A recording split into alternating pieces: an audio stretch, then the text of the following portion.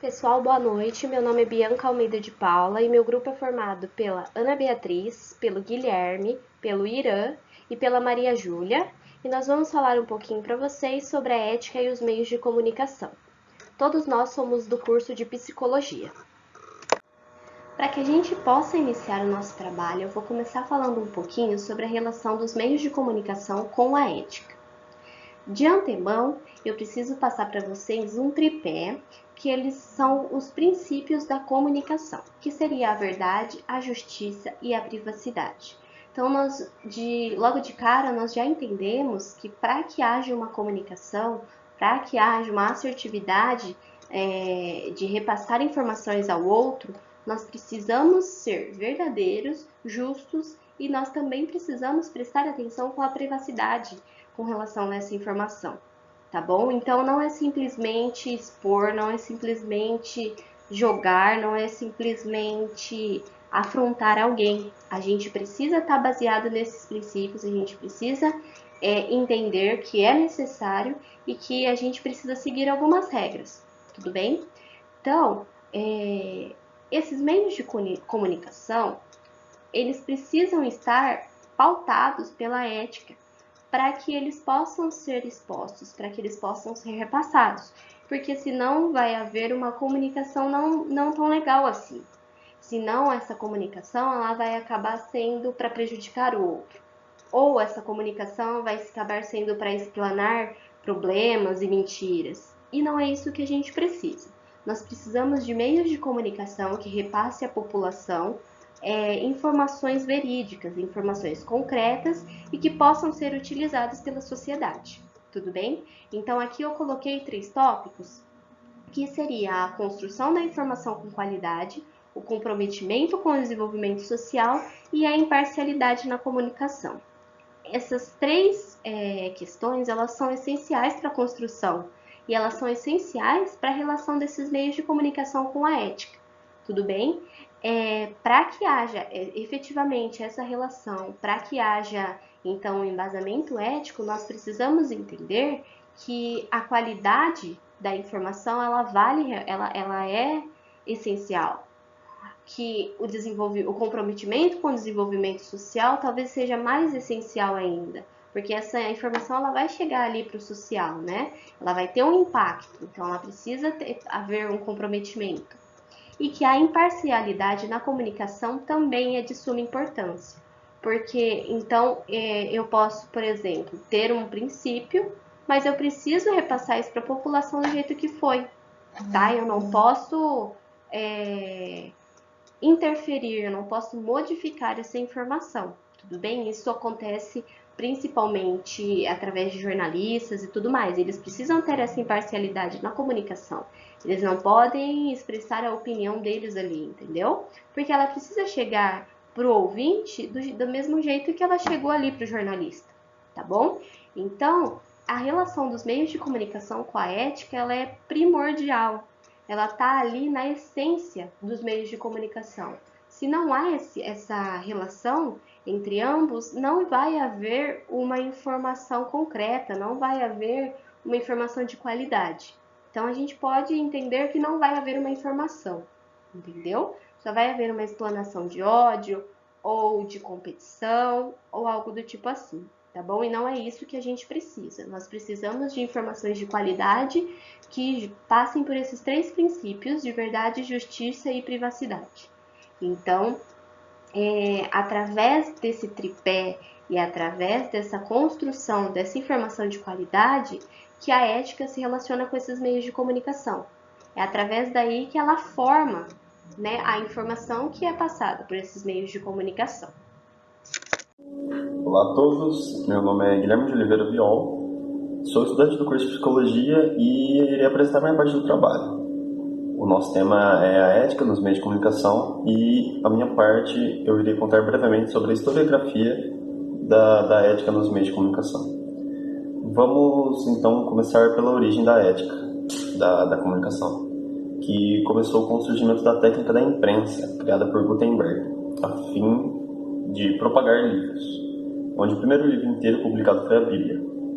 Após a criação dessa técnica, a propagação ficou mais intensa, por conta da facilidade que havia para a reprodução de livros. Com toda essa facilidade, ocorreram conflitos entre as instâncias de poderes, como a Igreja, o Estado e as universidades.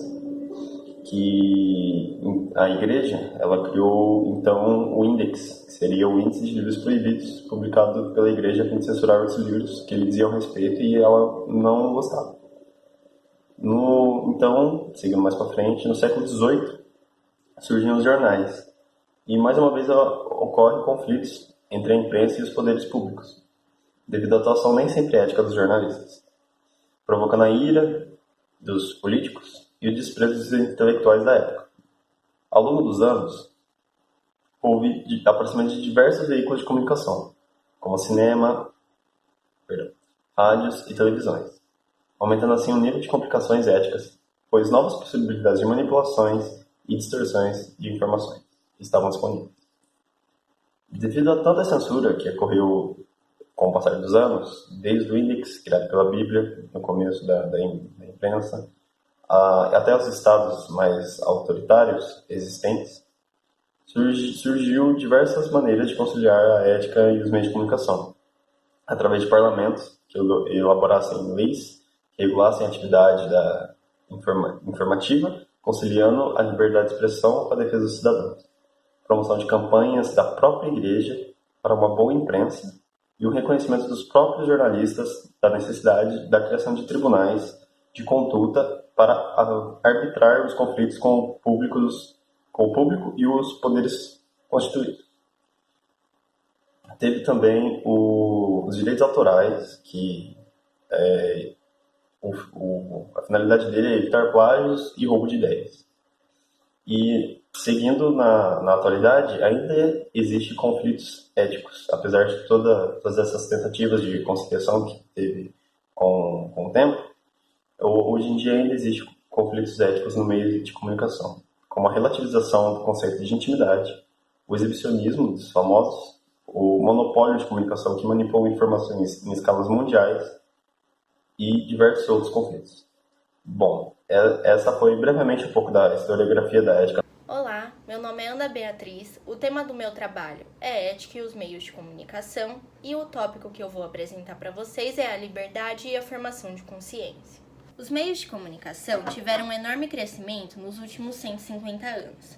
Do telégrafo até chegarmos à internet, tivemos diversos obstáculos para conseguir chegar à liberdade e à formação da consciência. Tivemos inúmeras lutas contra governos opressores para garantir os nossos direitos, como, por exemplo, a liberdade de expressão. Com o fim da censura promovida pelos governos autoritários, houve uma possibilidade de formarmos a nossa consciência com liberdade. É imprescindível que os meios de comunicação sejam éticos, fiéis à verdade, aos fatos, que combatam as fake news, para que assim possamos formar uma consciência pautada na verdade. Bom, nessa segunda parte eu vou falar sobre os argumentos a favor da ética juntamente com os meios de comunicação. O primeiro grande ponto da ética e os meios de comunicações são as informações passadas. Com a internet a gente consegue se comunicar com pessoas de qualquer lado do mundo, ou seja, ela tem a cultura dela, ela tem sua religião e ela tem seus gostos. E dessa forma a gente aprende a respeitar mais ela e tentar entender ao invés de criticar, porque a gente acaba agindo com ética ao invés de pensar, nossa, mas isso é tão estranho. A gente acaba respeitando ao invés de ter o estranhamento. O segundo grande ponto é a conexão com as pessoas. A partir do momento que a gente conhece a pessoa, vê a cultura dela, respeita, até aí a gente está sendo ético, estamos respeitando. Só que, além disso, gera uma admiração, porque a gente conhece algo novo e começa a gostar. E essa conexão vem juntamente com a ética, justamente por causa dela, porque a gente não olha feio, a gente entende e a gente passa a admirar aquilo. A mobilização social também é muito importante. Graças à internet e à ética, a gente acaba conhecendo diversos tipos de problemas e ao invés da gente só deixar eles de lado, a gente se comove e a gente tenta ajudar eles. porque a gente vê a situação que eles estão passando, a gente não se contenta em deixar eles lá, a gente se preocupa, a gente ajuda. E finalizando esse tópico de coisas a favor da ética com a comunicação, vem a arte e a cultura. Ao mesmo tempo que a cultura é totalmente respeitada por todos, a arte pode ser expressada da maneira que ela quiser, porque não existe só uma interpretação. Por exemplo, quem está aqui no nosso país vai interpretar um ato ou uma pintura ou uma obra de um jeito. E quem está em outro país que viveu outra coisa pode pensar diferente da gente. E mesmo pensando diferente, vai haver um respeito, porque todo mundo tem a ética dentro de si, ou pelo menos, em tese, era para ter. Bom, gente, conforme eu já informei para vocês, meu nome é Bianca Almeida de Paula e eu curso Psicologia. Eu vou agora apresentar um pouquinho para vocês a respeito dos argumentos contra dessa relação entre a ética e os meios de comunicação. Coloquei para vocês 4 tópicos, tudo bem? Enumerados de 1 a 4 mesmo, de forma proposital, por conta deles serem complementares. Então, eles acabam seguindo essa ordem, tá bom? Muitas vezes, inicia-se ali no tópico 1 e finaliza-se concluindo no tópico 4. O nosso primeiro tópico, ele nos fala ali sobre a interferência política. Nós sabemos que na nossa sociedade atual, a política ela detém grande poder sobre a população em si, e isso acaba interferindo de forma incisiva nos meios de comunicação. Determinados políticos, para que as suas campanhas não sofram as consequências, eles acabam não querendo passar todas as informações para a população, tudo bem? Então, muitas vezes essas informações elas acabam sendo maquiadas ou muitas vezes até banidas, tudo bem? E isso acaba fazendo um link com o nosso tópico 2, que é a censura. Esses políticos, para que eles não sofram consequências, para que a população não fique ciente de algumas coisas, eles acabam praticando a censura sim. Então, eles acabam restringindo, né, o acesso à informação da gente aqui enquanto população. E isso acaba sendo uma coisa bem negativa para a gente, certo? Porque nós estamos em uma sociedade democrática, onde a gente tem o dever de receber toda a informação possível através desses meios de comunicação. Bom, o nosso terceiro tópico está ali como imposição de valores. Essa imposição de valores ela pode ser explicada de diversas formas, mas eu separei aqui como exemplo as televisões, tudo bem? Então, essa imposição de valores ela é realizada, por exemplo, pelas televisões através das emissoras. Algumas emissoras elas têm alguns princípios e valores bem específicos, e esses valores eles acabam sendo repassados para a sociedade como um todo, assim como qualquer outro meio de comunicação, tudo bem? Mas determinadas emissoras fazem desses princípios uma imposição para a sociedade.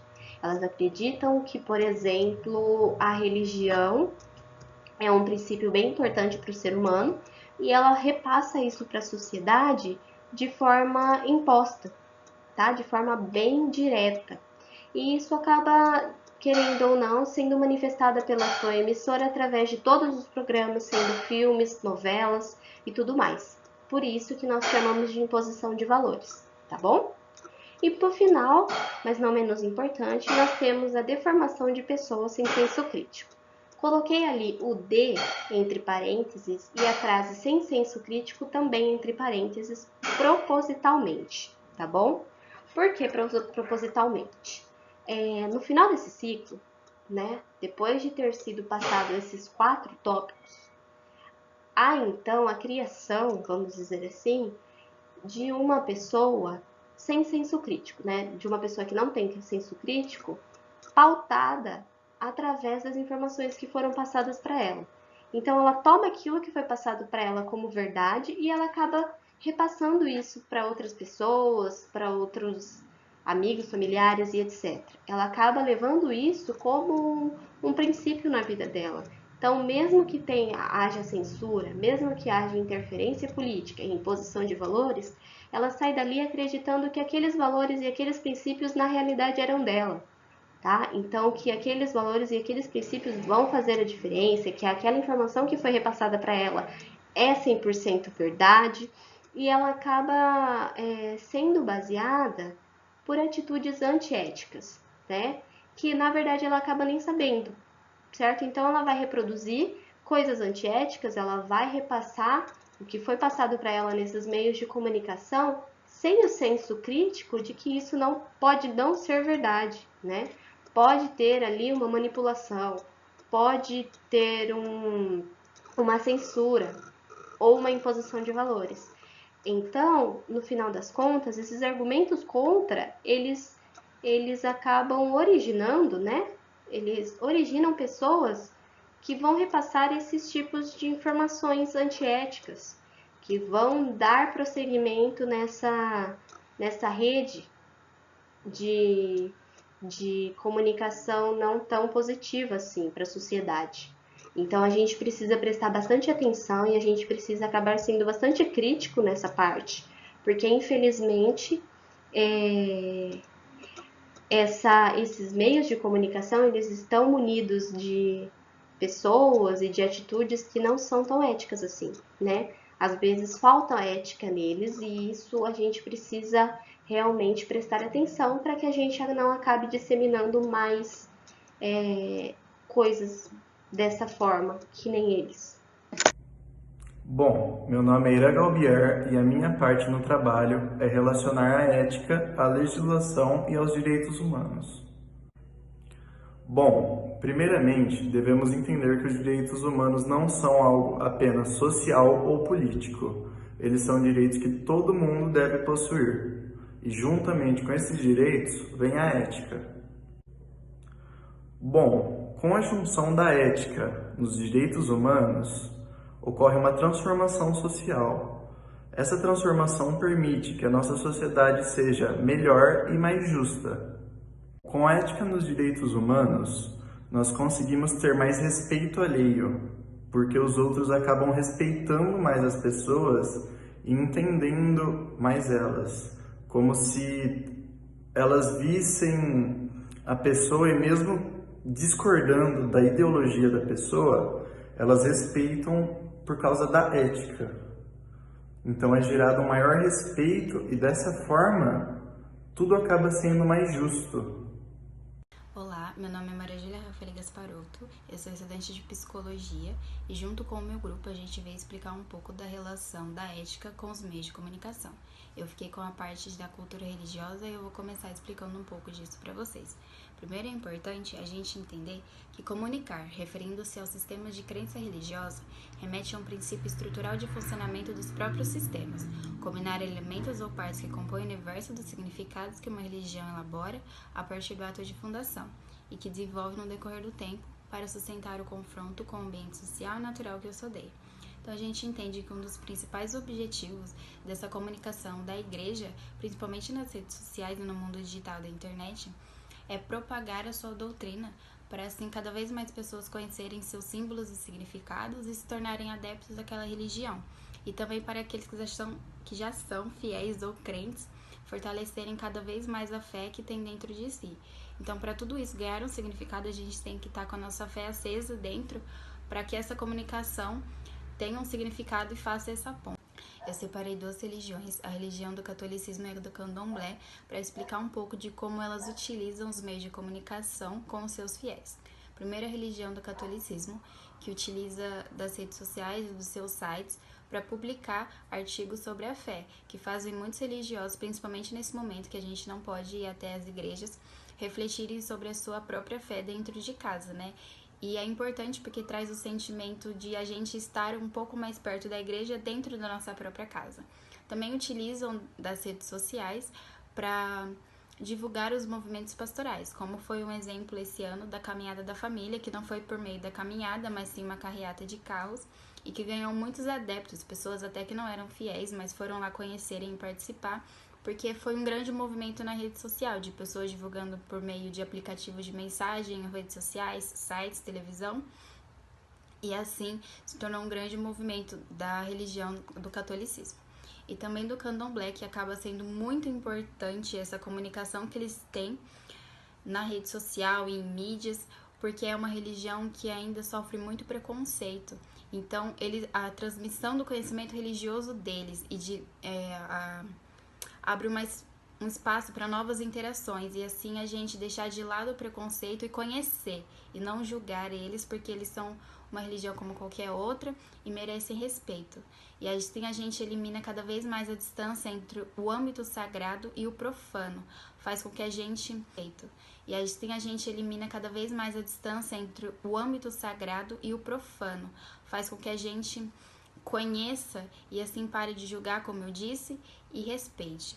Então, os meios de comunicação são de extrema importância para a interação entre os fiéis e a igreja, principalmente nesse tempo de pandemia, e assim a gente tem que deixar dentro de si a reflexão, que as redes sociais e os meios de comunicação, televisão, aplicativos, são muito bons, mas a gente precisa também entender que ou a gente utiliza eles de maneira correta, ou a gente deixa ser utilizados por eles.